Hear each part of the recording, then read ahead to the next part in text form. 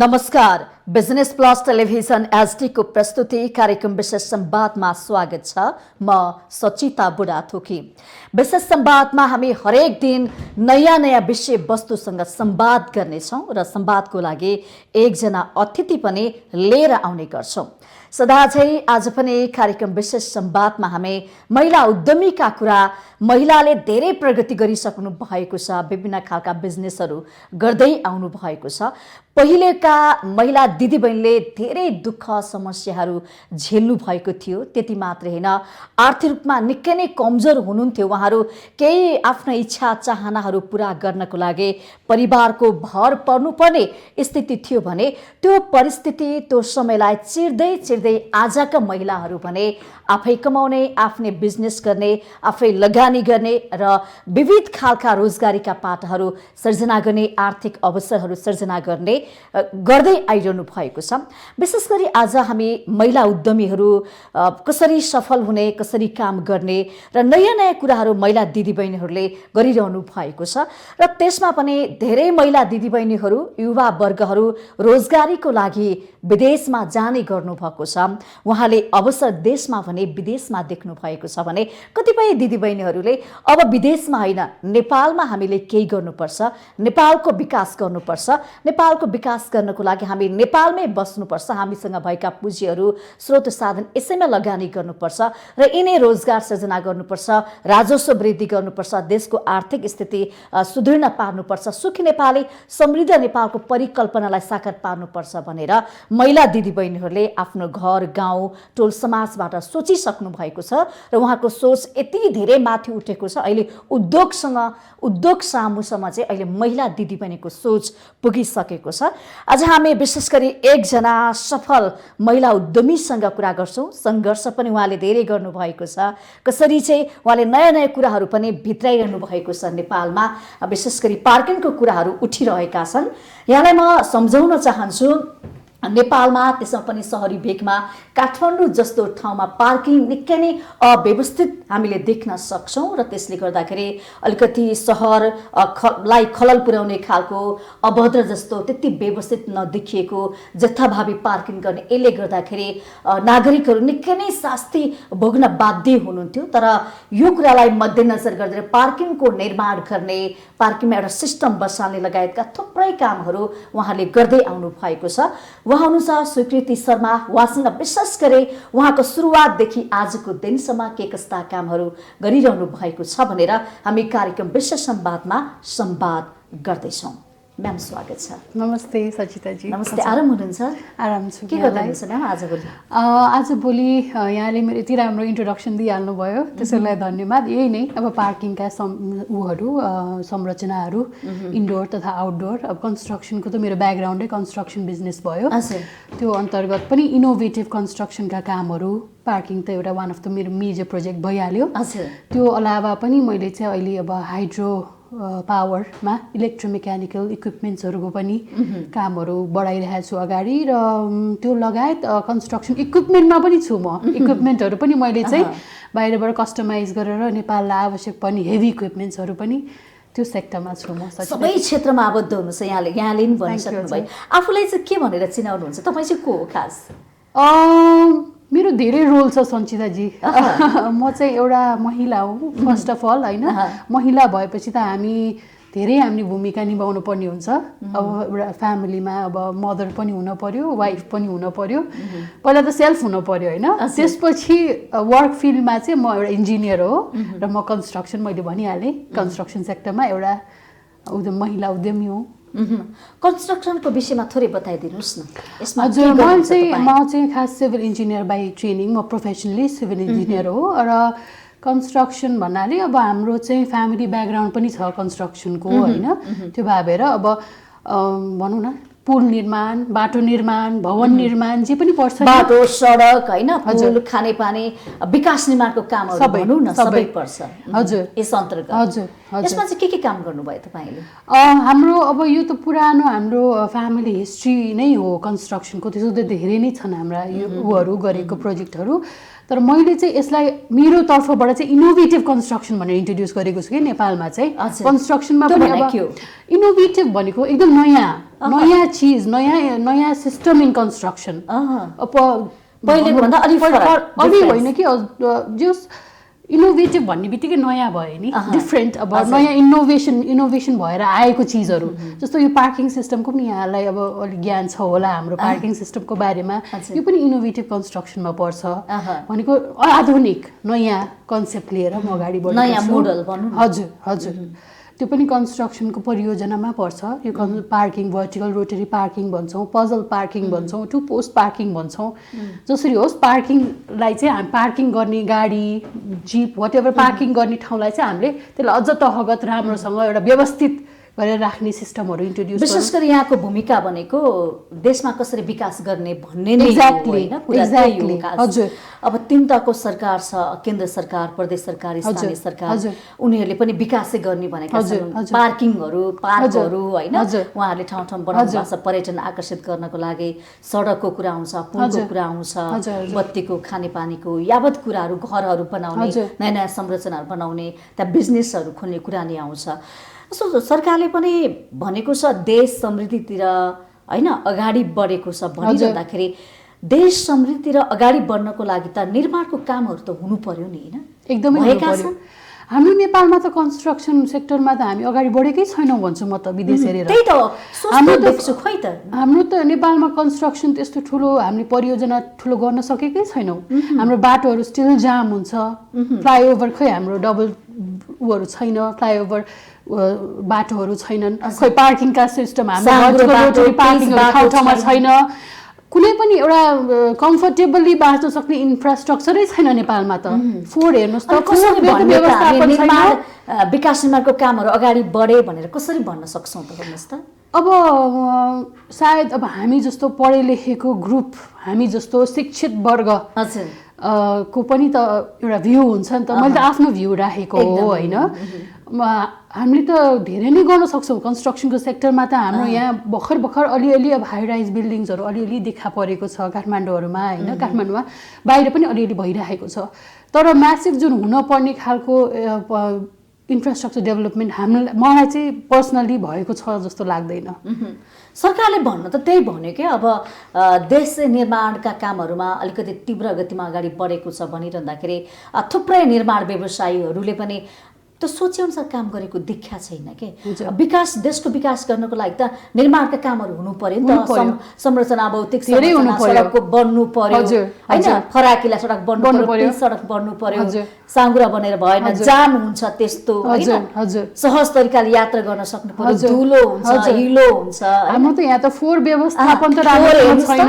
कसरी निर्माण भनेको त अल्टिमेट इन्फ्रास्ट्रक्चर डेभलपमेन्ट भनेको त major development of the country, त्यो नै छैन। कसरी यो त मेरो लागि चाहिँ म त्यो चिजमा चाहिँ अलिक विश्वास गर्न रेडी छैन। क्षेत्रमा हुनुहुन्छ, कसरी बुझाउनुहुन्छ सरकारलाई यो विषयमा, जनतालाई? अब यस्तो गर्नु पर्यो, अब हाम्रो लेभलबाट हामीले भन्दाखेरि चाहिँ सरकारले नै अलिकति त्यस्तै अब हामी जस्तै रिसर्चमा लागेको अलिकति शिक्षित वर्गका युवाहरूसँग अथवा एउटा कमिटी जस्तो बनाएर how to go ahead, how to go forward, कसरी परियोजनाहरू गर्ने, विकास कसरी गर्ने, विकास निर्माणका कामहरू कसरी विकास भनेको के हो पहिलो कुरा त्यो बुझ्न जरुरी होला। हजुर, विकास केलाई मान्ने हजुर हैन। जस्तो हामीले अब कतिचोटि कन्सल्ट हामीले नै आफूले पनि एडभाइस गर्न सक्छौँ त, यो चिज अपडेटेड छ वर्ल्डमा, नेपालमा पनि यो चिज आउन पर्यो भनेर हामीले पनि त अपडेट गर्न सक्छौँ नि त। हामी त त्यो चिजमा लागि परेको छौँ नि त, हामी त अपडेट बस्छौँ नि त वर्ल्डको उसमा कसरी विकास निर्माण भइरहेको छ नि त। हजुर, कसरी विकास गर्न सकिन्छ त्यस्तो चाहिँ राइट ठाउँमा पुगेको छैन जस्तो लाग्छ कि त्यो आवाज चाहिँ, र त्यो सल्लाह दिने पनि मान्छेहरू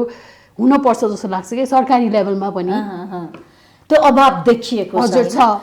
तपाईँ जस्ता निजी कम्पनीहरूले चाहिँ विकासको लागि चाहिँ कस्तो खालको भूमिका निर्वाह गरिरहेछ अहिले? अब हामीले त सरकारी लेभलमा त हामीले त पहिलादेखि अब हामी गइ नै रहेछौँ होइन, रिक्वेस्टमा गइ नै रहेछौँ।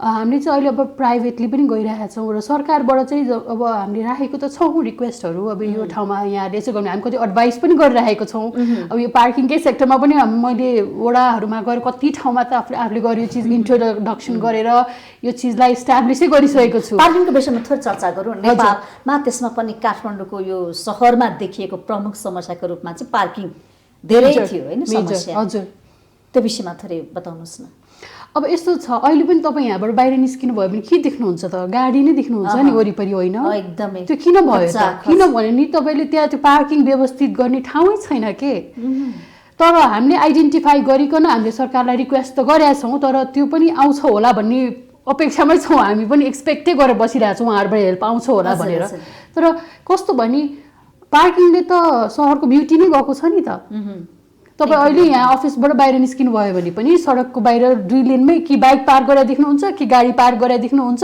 व्यवस्थित भएर राख्न नसकेर त हो नि ठाउँै छैन भन्ने ठाउँ छैन अब हाम्रो पार्किङ सिस्टम चाहिँ कस्तो हो भने 685 स्क्वायर फुट भनेको 2 आना भनौँ न त्यतिमा चाहिँ तपाईँले 20 वटासम्म गाडी तहगत पार्किङ राख्न मिल्ने सिस्टम हामीले इन्ट्रोड्युस गरेको छौँ होइन त्यो नभइकन इन्डोरमा राख्ने पनि सिस्टमहरू छ जसको बेसमेन्ट अलि हाइटमा छ 15 फिट बेसमेन्ट भएको हजुर यो चाहिँ हाम्रो इन्डोर चाहिँ सुरु भइसकेको छ यी दुईटा प्रोजेक्टहरूमा हामीले राखि नै रहेका छौँ त्यो चाहिँ हामी भवन निर्माण हुँदा सँगै राख्ने हो त्यो भइसकेपछि हामीले भन्न मिल्ने हुन्छ त्यो कुराहरू चाहिँ र आउटडोरमा चाहिँ हामीले अहिले पनि ट्राई गरिरहेका छौँ र कस्तो भने हाम्रो यो कोभिडले गर्दाखेरि चाहिँ अलिकति लगानी त पर्छ नि त यो पार्किङ सिस्टममा अब कोभिडले गर्दा चाहिँ राखिसक्नु भएको हाम्रो अब जो इन्ट्रेस्टेड पार्टीहरू हुनुहुन्थ्यो उहाँहरूले चाहिँ प्रायोरिटाइज गर्नुभयो कि आफ्नो बजेट अहिलेलाई नराखिकन 1 वर्षपछि राख्ने भन्नेमा राखिदिएको छ कि त्यसमा छौँ क्या हामी चाहिँ त्यो फेजमा छौँ तपाईहरूले कति जतिको बनाउँदै हुनुहुन्छ गाडीहरू कति अट्छन् अब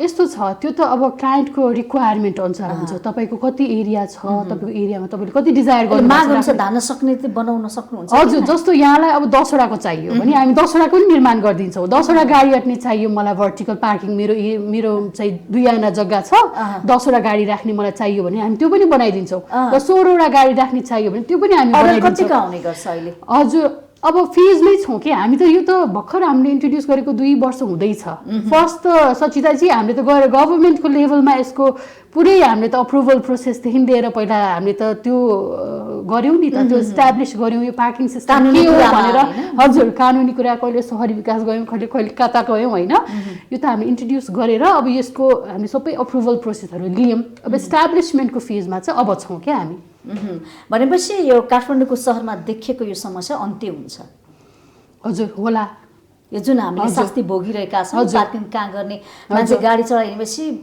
भनौँ न कुनै पनि ठाउँमा सवारी साथमा चढिसकेपछि उसको दिमागमा पहिलो तनाव भनेकै त्यो पार्किङ कहाँ गर्ने हुन्छ हजुर हजुर हस्पिटल जाउँ अथवा कुनै पनि अब यो यस्तो छ हामीले इन्ट्रोड्युस गरेपछि चाहिँ यो नेसेसिटी नै हो कि यो आवश्यकता हो अब यो सबैले नै राख्नुहुन्छ कि यो राख्नु नराख्यो भने त अब त अरू उपाय नै छैन भने जस्तो भयो कि अब यो चाहिँ एउटा 2टा मोडल यहाँ रेडी भएपछि सबैले सायद बिस्तारै राख्नुहुन्छ होला भनेपछि पार्किङको समस्या केही हदसम्म तपाईँहरूले त्यो हटाउन सक्नुहुन्छ हामीले मात्र भएन कि हरेक लेभलबाट हुनु पर्यो होइन हामीले त एउटा सिस्टम निर्माण गरिदिने हो नि होइन निर्माण गरिदिने हो त्यो सिस्टम व्यवस्थित गरेर एउटा निर्माण गरिदिने हो त्यो निर्माण गरेको हाम्रो त्यो इन्फ्रास्ट्रक्चरलाई हामीले केयर गर्ने हो हरेक वर्ष हामीले आफूले त्यसको सबै गर्छौँ होइन मर्मत सम्मारदेखि लिएर त्यो त हामीले क्रिएट बनाइदिनुहुन्छ क्रिएट गरिदिनु पर्यो तर त्यसको लागि सबै चिज सरकारको लेभलबाट पनि त्यो ठाउँमा अप्रुभल दिनु पर्यो होइन अप्रुभल त उहाँहरूले त्यो दिइहाल्नुहुन्छ त्यो प्रब्लम भने होइन तर राख्ने मान्छेले पनि राख्नु पर्यो सबै चिज यो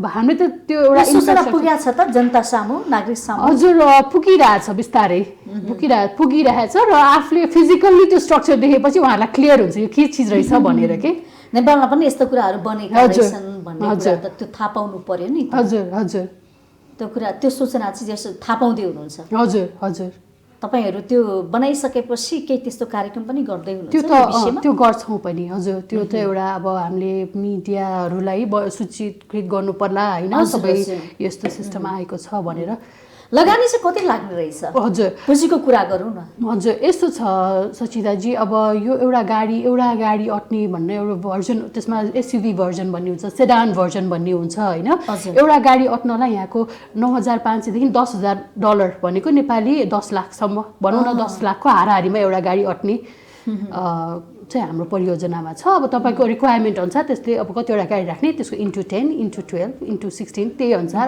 नेपाली 1 करोड जति चाहिँ लगानी पर्छ, 1 देखि 1.5 करोडसम्म।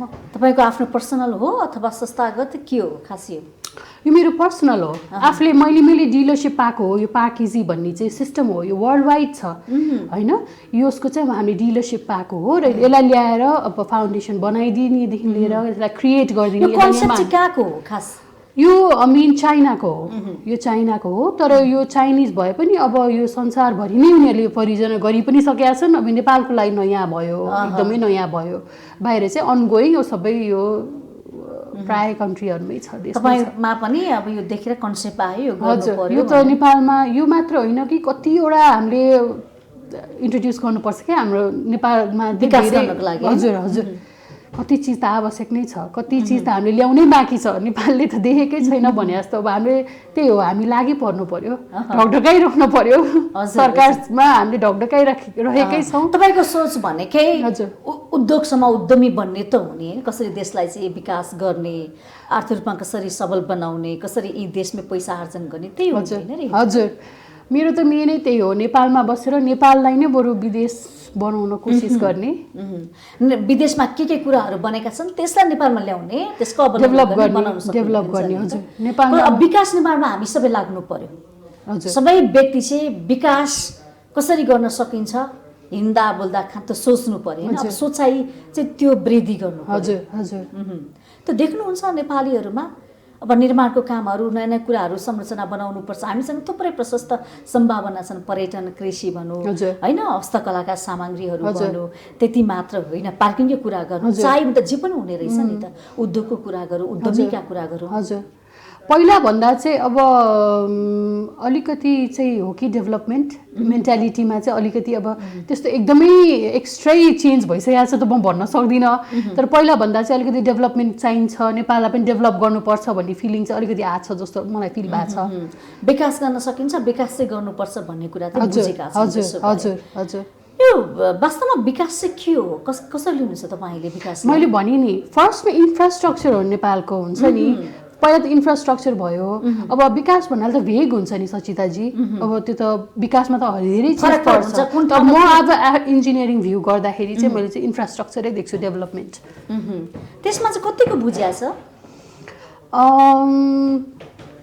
अब बिस्तारै बुझ्दै जानु होला नि होइन, त्यो त बुझेको छ भनेर यसरी भन्न सकिने चाहिँ भएन। तर अब चाहिन्छ हामीलाई पनि। अब यस्तो छ, हाम्रो नेपाली युवाहरू धेरै बाहिर हुनुहुन्छ नि, उहाँदेखि बाहिरबाट पनि कम्पेयर गर्नुहुन्छ होला, किन हाम्रो देशमा पनि यस्तो भए त राम्रो हुन्थ्यो नि भनेर कम्पेरिजन त मनमा आउँछ होला नि। घरहरू हजुर हजुर, हामी बनाउन सक्छौँ, परिकल्पना त गर्नुहुन्छ। हजुर, त्यसले गर्दा चाहिँ सबैमा त्यो चाहिँ एउटा अहिले त माइग्रेसन धेरै भएको छ नि बाहिर। हाम्रो नेपाली दिदीबहिनी दाजुभाइहरू धेरै बाहिर हुनुहुन्छ नि होइन, उहाँहरूले त बाहिरको देखेर यस्तो ठुलो अब हाम्रो पनि देशमा भइदियो हुन्थ्यो नि, यतिकै सफा, यतिकै सम्पन्न, यतिकै समृद्ध हाम्रो पनि देश भइदियो हुन्थ्यो नि भन्ने त फिलिङ त आउँछ होला नि। त्यो बोकेरै नेपाल आउनुहुन्छ नि होइन र, त्यसले चाहिँ अलिक चेन्जेस आउँछ जस्तो लाग्छ मलाई। त्यो चेतनामा केही हदसम्म भने वृद्धि भएको छ। हरेक मानिसले अब हामीले केही गर्नुपर्छ, आफ्नो सडक आफैले बनाउनुपर्छ, आफ्नो गाउँ आफैले बनाउनुपर्छ। आफूसँग भएका हिजो हाम्रा पुर्खाहरूले पनि अब त्यो भनौँ न गुन्द्रीहरू आफै बनाउनुहुन्थ्यो, आफू बस्ने चकटीहरू खाटहरू आफै बनाउनुहुन्थ्यो नि, काठ दाउराहरू बाँसका कुराहरू हामी आफै निर्माण गर्थ्यौँ। तर पछिल्लो समय हामी त परनिर्भर भयौँ कि, त्यो स्थिति आएको हो नि त खासमा। हामीले आफ्नो काम आफै गर्न छोडेपछि चाहिँ यो समस्या निम्तेको हो नि त खासमा पनि हो भने त विकास निर्माणको कामहरू। हजुर, अब यसमा सरकारको पनि छ नि त, त्यही अनुसार सिप पनि त दिनु पर्यो, ट्रेनिङहरू प्राप्त गराउनु पर्यो। नयाँ कुरा भन्छौँ है, बाँसको बनाउन वर्ण त्यो मिसिनै भयो भने त्यो बाँसको कस्तो त्यस्तो चिजहरू बन्न सक्थ्यो होला नि त, त्यो त सरकारी लेभलबाट हुनु पर्यो नि। होटलमा जाउँ त बाँसका कुर्सीहरू हेर्नुहोस् त कति आकर्षित। हजुर, अब त्यसको लागि त सरकारले पनि त आफ्नो मेसिनरिजहरूको त्यसरी नै आयात गरिदिने, इन्ट्रेस्टेड मान्छेहरूलाई पहिले सानोबाट खेलाएर उनीहरूलाई इन्ट्रेस्ट छ भने त्यो अनुसार सिपमूलक तालिमहरू दिने होइन, त्यसरी पो हुन्छ त डेभलपमेन्ट भने त माइनर लेभलबाट छैन नेपालमा। त्यो इन्भाइरोमेन्ट अहिले छ जस्तो मलाई लाग्दैन है, त्यो चाहिँ एउटा गर्नुपर्छ जस्तो मलाई लाग्छ। तपाईँलाई लिउँ न, तपाईँ अब के गर्छु भनेर लाग्नु भएको छ, पार्किङ निर्माणको क्रममा छ होइन, बनाइरहनु भएको छ, त्यो सँगसँगै अन्य कुराहरू विकासका कुराहरू, विकास निर्माणको कामहरू तपाईँ संलग्न हुनुहुन्छ, अन्य केही कुरा पनि म खोजिरहेको छु भन्नु भएको छ। तपाईँले हेर्ने दृष्टिकोण चाहिँ कस्तो पाउनु भएको छ सरकारको? अब आवश्यक चाहिँ छ, मैले भनेको जस्तो सिपमूलक तालिमहरू भनौँ न, एउटा अब राम्रै भनौँ न, हामी कन्स्ट्रक्सन सेक्टरमा भएको मान्छेहरू त कति सिकर्मीहरू हुनुहुन्छ, कति डकर्मीहरू हुनुहुन्छ होइन। अब उनीहरूलाई नै ट्रेनिङहरू भन्ने त हामीले त पाइरहेको छैनौँ नि त, त्यो त सरकारबाट होइन, लेभलको एउटा लेभलको ट्रेनिङ प्रोग्रामहरू त्यो त गर्नु पर्यो नि त, त्यो त गरेको छैन नि त सरकारले। मेरो सेक्टरमा मात्र होइन, कुनै पनि सेक्टरमा यसो हेर्दाखेरि त्यो माइनर लेभलबाटै एउटा ट्रेनिङ प्रोग्राम्सहरू चाहिँ छ जस्तो मलाई लाग्दैन सचिताजी। जस्तै अहिले पार्किङ बनाउनकै लागि भनौँ अथवा विकास निर्माणको कामहरू गर्नको लागि, सडक बनाउनको लागि, पुल बनाउनको लागि हामीले बाहिरको जनशक्तिलाई रोजगार दिइरहेका छौँ। कतिपय ठाउँमा होला, तर कतिपय ठाउँमा चाहिँ होइन पनि। नेपाली छन् गरि पनि रहेछन् र बाहिरको भन्नाले अब हामीले गर्दा त हामी त नर्मल नेपाली दाजुभाइहरू नै गरिरहेको हुन्छौँ, हामी त त्यस्तो बाहिरबाट। तर अब जस्तो कुनै अब ठुलै अब यहाँकै ठुलै परियोजना होटेल निर्माणहरूमा कति बाहिरी कति भनौँ न भारतबाट पनि आएको मान्छेहरू देखिरहेको हुन्छौँ हामीले होइन। त्यो चाहिँ भेरी मच काठमाडौँकै नेपालकै जिल्लाहरूबाट पनि मान्छेहरू गर्न सक्नुहुन्छ जस्तो लाग्छ कि। तर त्यही हो, आवश्यक तालिम चाहियो, मेजर एउटा क्षमता चाहियो नि त, स्किल नभए त्यसलाई डेभलपमेन्ट, स्किल डेभलपमेन्ट पनि चाहियो कि उनीहरूलाई। अब त्यो हामीले गर्न सक्ने चिज होइन, त्यो भनेको चाहिँ सरकारको लेभलबाटै गर्नुपर्ने। सरकारले अहिले पछिल्लो समयमा सिपको लागि भनेर सिटिभिटी ल्याएको छ नि, हजुर, त्यो सिटिभिटीले उत्पादन गरेका जनशक्ति त्यहाँ प्रयोग हुन सक्छ। पार्किङकै गाडीहरूको फेरि यस्तो पनि छ कि अर्को लेभलमा चाहिँ अलिकति ट्रेन भएपछि मान्छेहरू फेरि विदेशी नि पनि प्रब्लम छ कि, अर्को अदर साइड पनि छ कि त्यो प्रब्लम पनि छ। त्यसलाई चाहिँ अब सिटिभिटीहरूमा ट्रेनिङ भएको मान्छेहरू गर्छन्, गर्न त नेपालमा पनि गरिरहेका छन्, तर स्वेच्छाले बाहिर गइदिनेहरू पनि छन्। त्यो भएर जनशक्तिलाई चाहिँ रोक्नु पर्यो। हजुर हजुर हजुर, यिनी रोजगार दिलाउन सक्नु पर्यो नि त। जस्तो तपाईँले एउटा कुनै निर्माणका कामहरू गरिरहनु भएको छ भने त्यो जनशक्तिले सिकिसकेपछि तपाईँका लगेर जोड दिने, उसले त्यहाँ रोजगार पायो भने त ऊ बाहिर जाँदैन नि। होइन, रोजगारको कुरा त त्यो कस्तो हुँदो रहेछ भने सचिदाजी, हामीले गऱ्यो भने पनि उहाँहरूले स्वेच्छाले पनि फेरि त्यो एउटा ट्रेन्ड छ क्या हाम्रो नेपालमा, यहाँभन्दा बाहिर कमाइ चाहिँ बाहिरै हुन्छ भन्ने चाहिँ एउटा कन्सेप्ट त हो नि, त्यो त हाम्रो बाहिरै हुन्छ भन्ने एउटा कन्सेप्ट रहेछ कि, त्यो हुन नपर्ने तर त्यस्तो एउटा कन्सेप्ट रहेछ कि बाहिरै बढी आम्दानी हुन्छ भनेर त्यस्तो जागेको विदेश। अब त्यो चाहिँ अब के भन्ने, त्यो त उहाँहरूको स्वेच्छाको कुरा, त्यसमा त हामीले मिलेन। बाध्यता हुन पनि सक्छ, तर स्वेच्छा अब यो कस्तो पनि एउटा गएपछि सबै जाने ट्रेन्ड चाहिँ स्टिल छ। तर बाहिर पनि त्यति सुख सुविधा त छैन, दुःखै गर्नुपर्छ, कति हन्डर खानु भएको छ, भनेको काम पाउनु भएको छैन, भनेको तलब पाउनु भएको छैन। तर नेपाल आइसकेपछि सर्लक बिर्सिदिनुहुन्छ कि उहाँहरूले फेरि विदेशै। मेरो आफ्नो पर्सनल फिलिङ चाहिँ बरु नेपालमै बरु केही सिपमूलक केही गरे हुन्थ्यो जस्तो मलाई चाहिँ फिल हुन्छ। आफ्नै देशमा बसेर कति ट्यालेन्टहरू छ कि हाम्रो यहाँ नदेखेको, कति धेरै ट्यालेन्ट छ कि सचिदाजी, लुकेर बस्नु भएको छ है। र त्यो ट्यालेन्टलाई उहाँले अलिक रिस्क लिन चाहिँ सक्नु भएको छैन जस्तो लाग्छ कि अलिकति। अब त्यो रिस्क लिनको लागि पनि त सरकारले साथ प्याकेजहरू, अब लोनहरू तपाईँले तपाईँसँग 8 थियो 18 थियो होइन, म गर्न सक्छु भने करोडौँ करोडको तपाईँ लगानी गरेर एक्लै तपाईँले गर्नु भएको छ, एउटा महिला भइकन पनि। तर एकजना पुरुषमा पनि त्यो 8 छैन, 1 लाख खर्च गर्ने 8 पनि छैन, परिस्थिति अलि नाजुक छ, त्यसमा पनि सरकारले त त्यो लगानीको ग्यारेन्टी गरिदिँदैन नि त। समस्या त्यो हो नि त, त्यो ग्यारेन्टी गरिदिने लेभल चाहिँ त्यो सरकारकै हो कि, त्यो चाहिँ एउटा कर तिरे बापत होइन, त्यो एउटा ब्याङ्कहरूबाट पनि एउटा लोन लो इन्ट्रेस्टमा हुन्छ कि कसरी हुन्छ, उनीहरूलाई एउटा बनाइदिने प्याकेजहरू त्यसरी चाहिँ अब त्यो लेभलमै प्लानिङ हुनुपर्छ जस्तो लाग्छ मलाई चाहिँ। तपाईँ जस्तो उद्यमीहरूको लागि भनेपछि सरकारले जति सहयोग गर्नुपर्ने हो त्यो सेवा सुविधा पाएको छ कि छैन? हाम्रो केसमा सेवा भन्नाले अब त्यस्तो सरकारी लेभलबाट त्यस्तो आएको भन्ने त छैन, हामीले आफूले प्राइभेटली काम गरिरहेको हो होइन।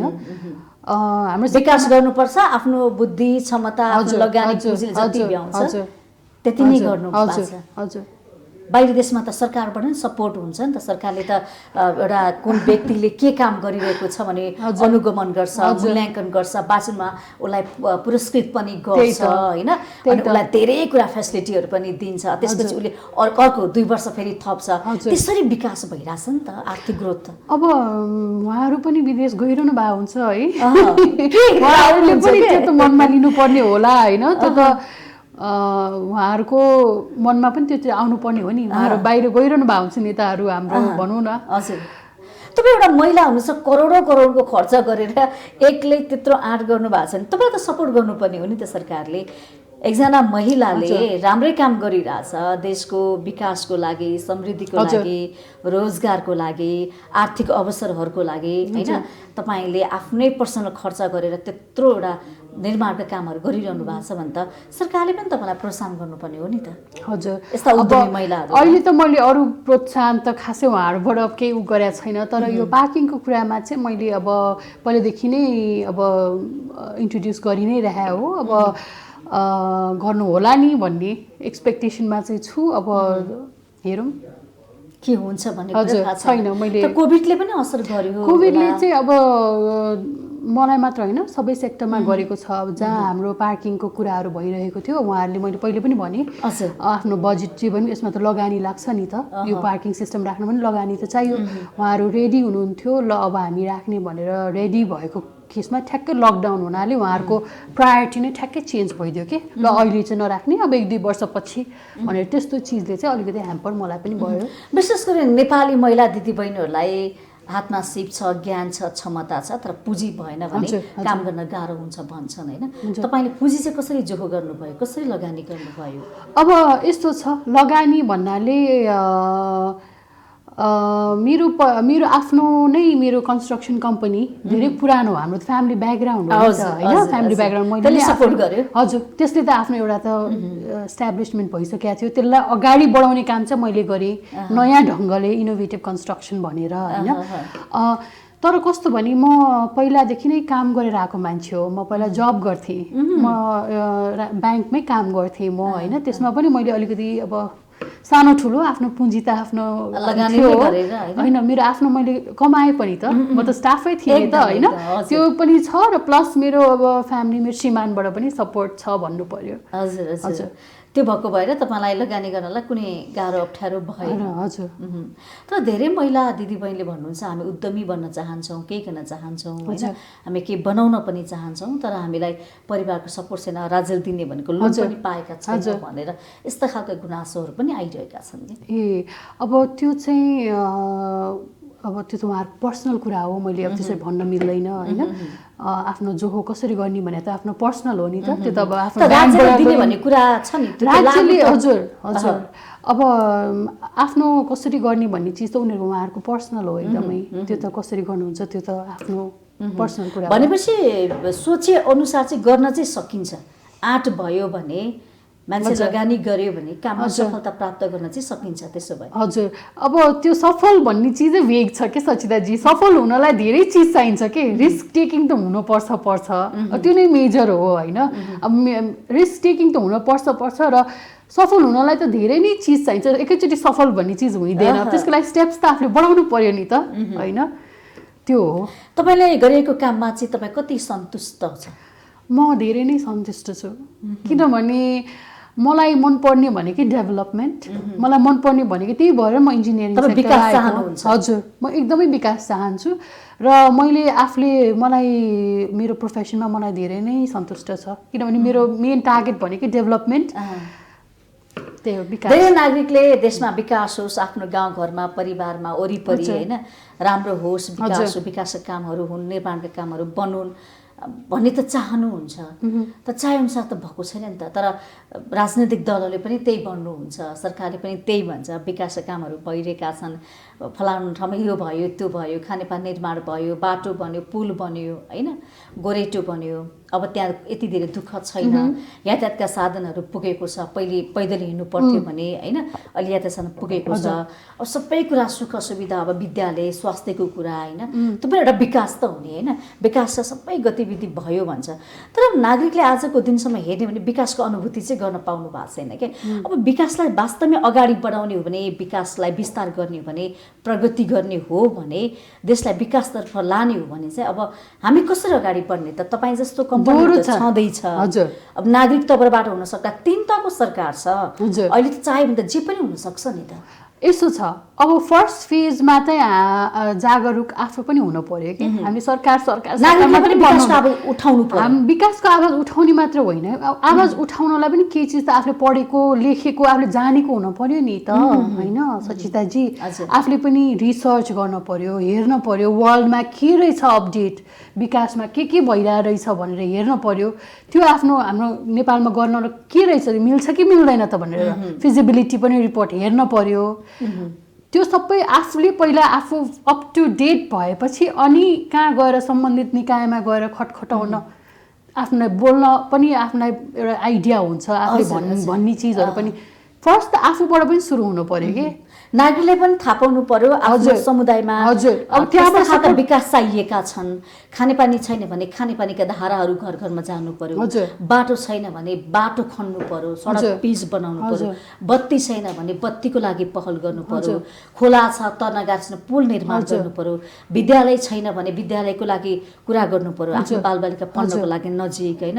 अब बिरामी उपचार पाउँदैन भने अस्पतालको माग गर्नु पर्यो। यही त हो नि विकास। हजुर, आफ्नो पहिला आफ्नो मानसिकतामा विकास हुनु पर्यो फर्स्टमा त कि सोचमा। अनि त्यसपछि यो हाम्रो यहाँ गर्न मिल्छ कि मिल्दैन हरेक चिज। अब गएर नागरिकले त अफकोर्स गएर स्कुल बनाउन त सक्दैन, उसलाई त सपोर्ट त अब जसले बनाउने सरकारको होस् या प्राइभेट सेक्टरको होस् कहाँको होस् त सपोर्ट त उसको चाहिन्छ नि।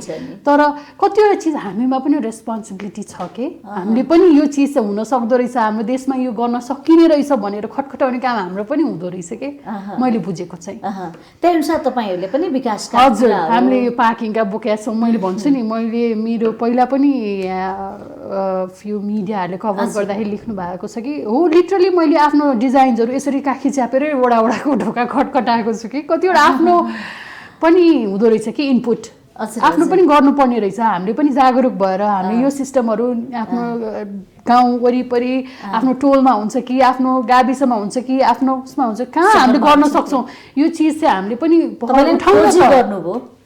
खोजी गर्ने मेरो नेचरै हो सजिताजी। मैले गर्नु भएन, म अहिले पनि आज बिहान पनि म चेक गरिरहेको थिएँ कि मेरो त्यो नेचर हो कि कसरी हामीले कसरी त अब अप टु डेट हुने, हामी कसरी अगाडि गर्ने भनेर हाम्रो एटिट्युड हो एउटा। कसरी अपडेटेड बस्ने त हामी अन्य कुरा पनि के बनाउने सोचमा हुन्छ तपाईँ? अब यसो छ, अब हाम्रो कन्सेप्ट त इनोभेटिभ कन्स्ट्रक्सन भने नि मैले, त्यसको लागि त हामीले धेरै चिज दिमागमा सोचिराखेका छौँ।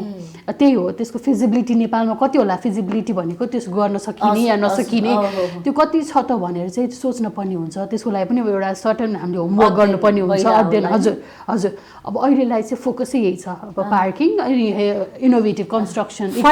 के छ यसबाट चाहिँ नागरिकले पाउने सेवा सुविधा फाइदा चाहिँ? यो त नागरिकको मात्र होइन सचिताजी, यो त नेपालकै राजस्व वृद्धिको कुरा हो। यो त यो भनेको त यसबाट त अहिले पनि हामी के छ, अहिले हामी कहीँ गयौँ दरबार मार्गमा पार्क गऱ्यौँ, कहीँ गएर न्यू रोडमा पार्क गऱ्यौँ भने हामीले कति रुपियाँ तिर्नुपर्छ? घन्टाको 70 देखि 80 रुपियाँ त मिनिमम हामीले तिर्नु परिरहेको हुन्छ, होइन? अब यो मेसिन राखेपछि त तपाईँको सरकारले राखिदियो भने त मोर बेटर, होइन? यसमा त अब नागरिकले तिर्ने पैसाको पनि अमाउन्ट घट्न सक्छ, कम पैसामा पनि उनीहरूले पार्किङ राख्न सक्छन्। र यो पार्किङको जेनेरेसन त पैसै हो नि, यो त सरकारकै ढुकुटीमा राजस्व बढ्ने कुरा भयो कि यो त रेभेन्यू जेनेरेटिङ भन्छ, यसले त सरकारको राजस्व बढ्ने चिज भयो कि यो त नागरिक मात्र देशलाई फाइदा पुग्ने चिज भयो कि यो त अर्थतन्त्रमा बलियो बनाउने। हजुर हजुर, र नागरिकलाई त अफकोर्स अब पार्किङको टेन्सनले मान्छे कति ठाउँमा जाँदैनन्, एकदम समस्या भएर बजारमै जाँदैनन्, कति पार्टीमै जाँदैनन् किनभने पार्किङ छैन भनेर, होइन? पहिलो कुरा प्रश्न के हुन्छ, पार्किङ छ कि छैन? त्यही त, अब त्यो भनेको त अब यो त आवश्यकता हो, अब यो त नेसेसिटी हो कि। हजुर, नेपाल अब यो एक त भनिहाल्यो नि आफ्नो सुरक्षित ठाउँमा पार्क गर्न पाइने भयो। 80 रुपियाँ तिर्दा ठाउँलाई अब कम जसले पार्किङ राख्छ उसले कम पनि राख्न सक्छ, किनभने एकै ठाउँबाट धेरै पार्किङको पैसा उठ्ने भएर कम पनि त तोकिदिन सक्छ नि त पैसा, होइन? त्यसले गर्दा जनता सहरहरू व्यवस्थित हुने भयो, एउटा ब्युटी नै बढ्ने भयो। भन्नुहोस् न, अहिले यसो हेऱ्यो भने त्यो सडक फराकिलो सडकै कस्तो न्यारो देख्छ, त्यो गाडी पार्क गरेर सानो कोचाको। हजुर हजुर हजुर, अब त्यो नै अब त्यो त जथाभावी गाडी रोकेको छ, रेभिन्यू जेनेरेटिङ, अब त्यसले त पैसै उठ्छ देशको ढुकुटीमै, यसले त यो एकदमै राम्रो विषय, नयाँ काम तपाईँले सुरुवात गर्नुभएको छ होइन, किनभने देशलाई फाइदा पुग्ने, देशलाई विकासको गतिमा अगाडि तपाईँहरू बढाउँदै हुनुहुन्छ। अब 2 वर्ष भयो तपाईँहरू पार्किङको एउटा निर्माणको चरणमा छ, लगायत अन्य कुराहरू पनि तपाईँहरू खोजिरहनु भएको छ, के विकास गर्न सकिन्छ, कहाँ के कुराको आवश्यकता छ भनेर तपाईँहरू अध्ययन पनि गरिरहनु भएको छ होइन। धेरै युवाहरू छन् विकास गर्न चाहन्छन्, अहिलेको आवाज पनि उठेको छ, विकास गर्नु पर्यो, विकास चाहियो, हामीलाई धेरै गाह्रो भयो, सुख सुविधा भएन, धेरै समस्या भयो भन्ने आवाज त उठिरहेको छ। अब विकास कसरी गर्ने भन्ने कुरा थाहा नभएर हो कि विकास चाहिँ बोलीमा मात्र भयो, व्यवहारमा पनि भएको हामीले देखेका छैनौँ।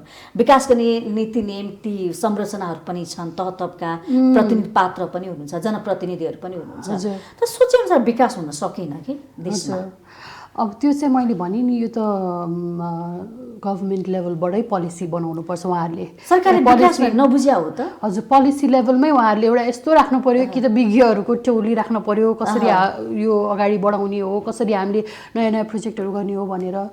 र अर्को कुरा चाहिँ जनताहरूको लेभलबाट चाहिँ भएको चिजलाई संरक्षण गरेर राख्दै र रेस्पेक्ट गरे मात्र पनि हुन्छ। हाइड्रोमा पनि हामी विकास गर्न सक्छौँ होला नि त होइन। हजुर, हाइड्रोमा पनि धेरै परियोजनाहरू छ नि नेपालमा त होइन, हाइड्रोमा पनि धेरै परियोजनाहरू छ, त्यो पनि त एउटा विकासै हो नि। इलेक्ट्रिसिटी जेनेरेटै गरेर सेलै गर्न सके, त्यो पनि त एउटा हुने इन्कम जेनेरेटिङ हुने हो नि।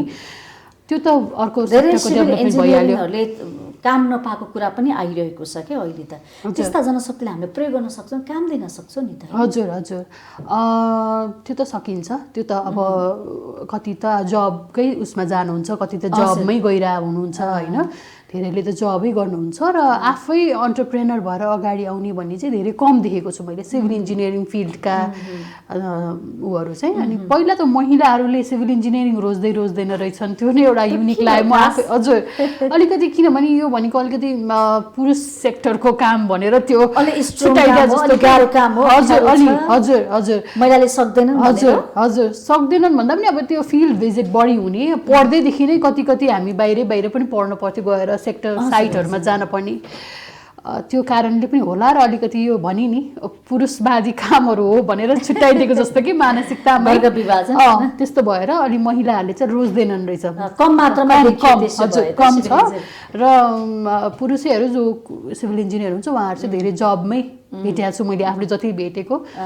तर पछिल्लो समय महिलाहरूले पनि निर्माणको कुराहरू, विकासका कुराहरू बोल्न थालेका छन्, काम पनि गर्न थाल्नु भएको छ, महिलाले पनि विकास गर्न सक्छन्। अब हामीले त्यही खालको विषयवस्तु पढ्नुपर्छ। अब देशलाई विकास गर्ने, हामी विदेशमा पढ्नको लागि, रोजगारको लागि जाने होइन, देशलाई कसरी समृद्ध देश बनाउन सकिन्छ भनेर महिलाहरूले चाहिँ सोच्न थालेको देखेका छौँ पछिल्लो समय। मलाई चाहिँ त्यही लाग्छ कि बाहिर गएर आफ्नो भनौँ न एउटा आफ्नो कन्ट्रीलाई केही पनि कन्ट्रिब्युसनै नदिनु चाहिँ एउटा राइट होइन जस्तो चाहिँ मेरो पर्सनल फिलिङ हो कि। महिला होस् या पुरुष होस्, सच्चिलाई जे होस्, महिला मात्र होइन कि नेपालमै केही गर्नुपर्छ भन्ने चाहिँ मेरो फिलिङ हो। त्यो चाहिँ हुनुपर्छ जस्तो लाग्छ सबैमा। त्यही त हामीले अब कसरी गर्ने त, यो विकासकै चर्चा गरिरहेका छौँ, त्यसमा पनि युवाको चर्चा। यहाँले अघि पनि भन्नुभएको थियो धेरै युवाहरू विदेश पलायन हुन्छ होइन, ती जनशक्तिलाई हामीले देशमै प्रयोग गर्न सक्यौँ भने देशको विकास हुन्थ्यो, निर्माणका कामहरू बन्थे, पार्किङको जुन परिरहेछ नि, सडक फराकिला होइन, बाटोघाटो, अब यो पार्कहरू पनि थुप्रै बनेका छन्, पर्यटक आकर्षित गर्न सक्थ्यौँ, त्यस्तै खालका आकर्षित भवनहरू, घरहरू हामीले निर्माण गर्न सक्थ्यौँ संरचनाको हिसाबले पनि।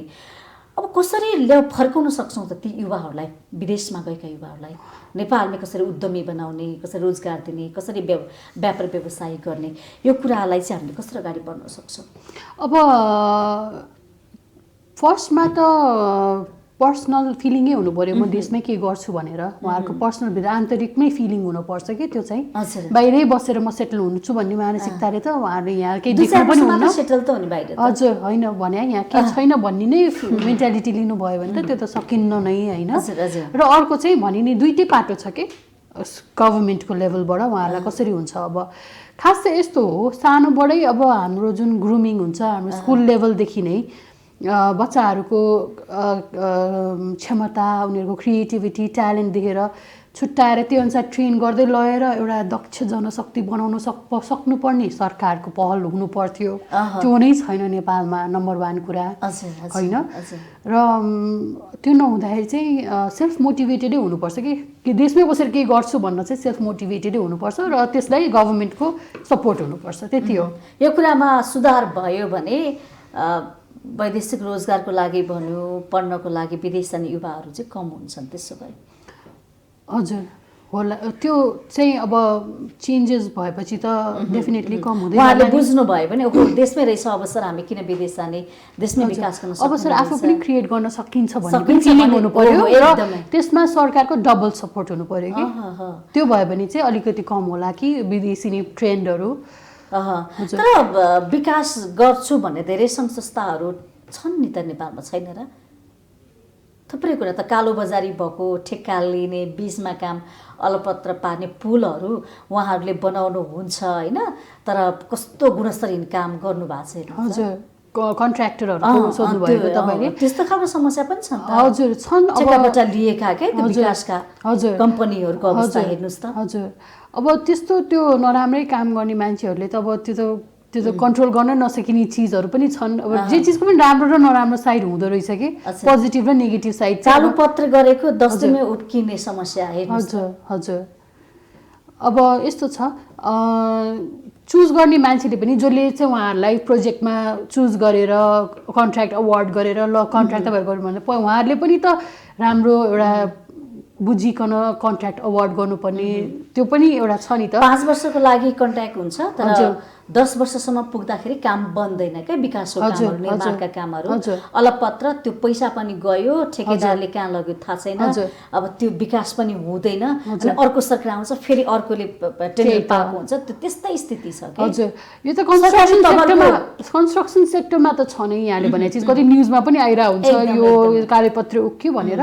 तर यस्तो यो जुनै पनि भने नि अलिकति नेगेटिभ र पोजिटिभ भने चाहिँ जुनै सेक्टरमा पनि हुने रहेछ। नेगेटिभ देखियो, धेरै निकममा देखियो होइन, पाएको जिम्मेवारी पनि पुरा नगर्ने, 5 वर्षमा 10 वर्ष हुँदा पनि काम नगर्ने होइन, ठेकेदारको लापरवाही भनौँ अथवा के भनौँ, गुणस्तरहीन काम गर्ने, 2 दिनमै गरेको काम चाहिँ भोलि भत्किने होइन। त्यसमा पनि कस्तो असारे के, जब चाहिँ यो भेल बग्छ नि त्यतिखेर गिटी बालुवा जथाभावी राखिदिने अलपत्र मन लाग्दै देखिया छ निर्माणको काम। हजुर त्यो निर्माणको काम चाहिँ अब उहाँहरूले कसरी गर्नुहुन्छ थाहा भएन। अब हाम्रो कम्पनीको हकमा बोल्दाखेरि चाहिँ हामीले चाहिँ अब धेरै पहिलादेखिको हाम्रो पुरानै हो होइन, उहाँहरूले चाहिँ गुणस्तरमा अवार्डहरू पनि जित्नु भएको छ पुरानो। त्यो भएर तपाईँ कम्पनीको बारेमा बताइदिनुहोस् न। हजुर कसरी काम गरेको छ तपाईँको कम्पनीले चाहिँ? हाम्रो कम्पनी त अब प्यासिभै भइसक्यो, 40 वर्ष जस्तो पुरानो कम्पनी हो होइन, त्यसलाई चाहिँ रिइन्भेन्ट गरेर हामीले अगाडि बढाएको मात्रै हो कि। अब अगाडि हाम्रो चाहिँ खास कन्स्ट्रक्सनसँग डिट्याचै भइसक्यो हामी चाहिँ। तपाईँले भन्नुभयो नि जुन यो रोडका कुराहरू, ब्रिजेसका कुराहरू, यस्तो चाहिँ अहिले हामीले खासै त्यतातिर हामीले फोकस गरेका छैनौँ। हामी त इनोभेटिभतिर गयौँ नि त। अब भने त नयाँमा हामी आयौँ कि, नयाँमा चाहिँ मैले भने तपाईँलाई यो जुन पार्किङका सिस्टमहरू, इनोभेटिभ इक्विपमेन्ट्सहरू छ। हामीले बाहिरबाट नेपाललाई कस्तो इक्विपमेन्ट चाहिन्छ त, हाम्रो त यहाँ त अरू जस्तो हाम्रो छैन ल्यान्डहरू, टेरेनहरू अर्कै छ, हामीलाई त अर्कै किसिमको इक्विपमेन्टहरू चाहिन्छ भनेर त्यो अनुसार कस्टमाइज गरेर हामीले झिकाएका छौँ। यहाँलाई कसरी कस्टमरलाई सस्तो पर्न आउँछ भने त्यस्ता इनोभेटिभ इक्विपमेन्ट्सहरू हामीले झिकाएका छौँ। हामी त अर्कै सेक्टरतिर गयौँ नि त। तपाईँले कुरा गर्नुभयो पुरानो ट्रेडिसनल कन्स्ट्रक्सन, हामी चाहिँ त्यो सेक्टरबाट अलि फरकैमा आइसक्यौँ। हामी चाहिँ त्यसरी अगाडि बढिरहेको छौँ, मेरो कम्पनी छ अहिले। भने त्यस्ता खालका समस्या विगतमा थिए तर अहिले चाहिँ छैन। हाम्रो कम्पनीबाट त थिएन हजुरको। अब निजी कम्पनीहरूको पनि एउटा जिम्मेवारी हुन्छ नि त, कसरी काम गर्ने, निजी कम्पनीहरूमा पनि जिम्मेवारी हुन्छ, कसरी काम गर्ने, गुणस्तरमा प्रश्न उठिरहेको हुन्छ होइन, त्यस्ता कुरा त आउँछन्। त्यस्तो चाहिँ छैन है त्यसो? हजुर हामी त त्यो सेक्टरमै छैनौँ कि अहिले त। तपाईँले जुन सोधिरहनु भएको छ त्योबाट हामी अलगै पाटोमा आइसक्यौँ भन्न खोजे मैले चाहिँ।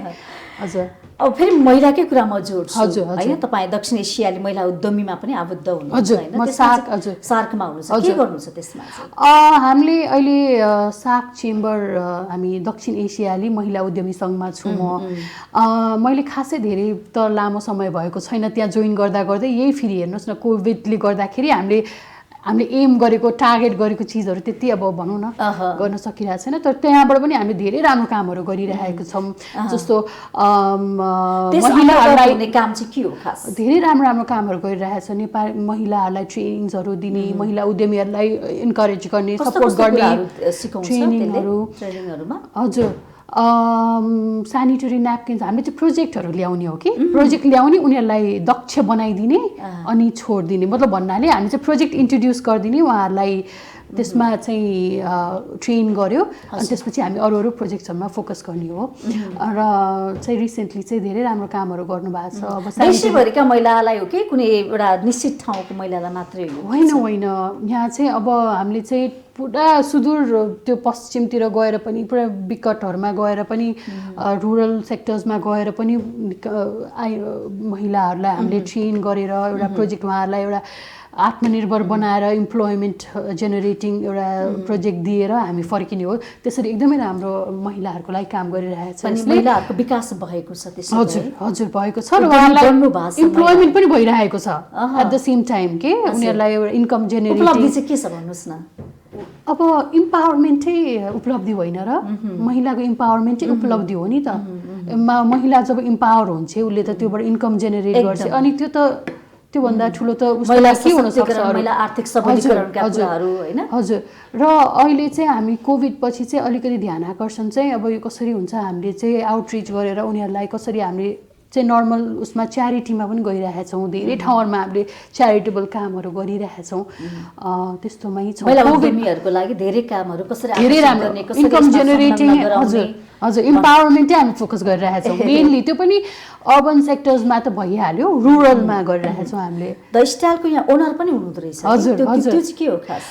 यो चाहिँ मेरो कमर्स एउटा मैले चाहिँ लकडाउनबाटै सुरु गरेको हो। यो यसै बुझ्दै जाँदा, यसरी गर्दै जाँदाखेरि मलाई चाहिँ एउटा इन्ट्रेस्ट जागेर आयो। के लाग्यो भने यहाँ चाहिँ कतिजना हुनुहुँदो रहेछ कि जसले चाहिँ चाइनाबाट सामान मगाउन अली एक्सप्रेस भन्छ, अलिबाबा भन्छ होइन, कतिजनालाई इच्छा लाग्ने रहेछ कि सामानहरू मगाउनलाई, तर फ्रेटहरू चाहिँ एकदम महँगो हुने। जस्तो अब एउटा साइटमा हेऱ्यो अलिबाबामा एउटा टी सर्ट मन पर्यो, त्यो त्यो कम त्यहाँ पऱ्यो। हजुर, इम्पोर्ट गर्दाखेरि चाहिँ एकदम धेरै सिपमेन्ट प्राइसहरू बढी हुने कि फ्रेटको। त्यस्तो इन्ट्रेस्ट चाहिँ यहाँ धेरैलाई रहेछ कि मगाउन पाए हुन्थ्यो राम्रो चिजहरू भनेर। अनि लकडाउनले मलाई कस्तो पनि एउटा दियो भने थट, अब त मान्छेहरू त विदेश जाने पनि सम्भावना त अलिक कम छ नि त, कति घुम्न जाने पनि अहिले त ट्राभलको प्लान्सहरू पोस्टपोन गरिरहेछन् होइन।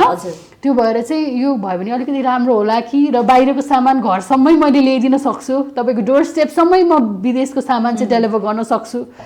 एउटा पिस पनि अर्डर गर्न सकिन्छ, दुईटा पिस पनि बल्क गर्नुपर्छ भन्ने पनि छैन भनेर मैले सुविधा दिन खोजेर एउटा कमर्स मैले बिजनेस सुरु गरेको हो। समयको लागि यहाँलाई धेरै धेरै धन्यवाद। Thank you Sachita. हजुर, आज हामीले कार्यक्रम विशेष संवादमा महिला उद्यमी सुकृति शर्माज्यूसँग कुराकानी गरेका थियौँ। कार्यक्रमबाट म पनि बिदा हुन्छु। बिजनेस प्लस टेलिभिजन एचडी हेर्दै गर्नुहोला। नमस्ते।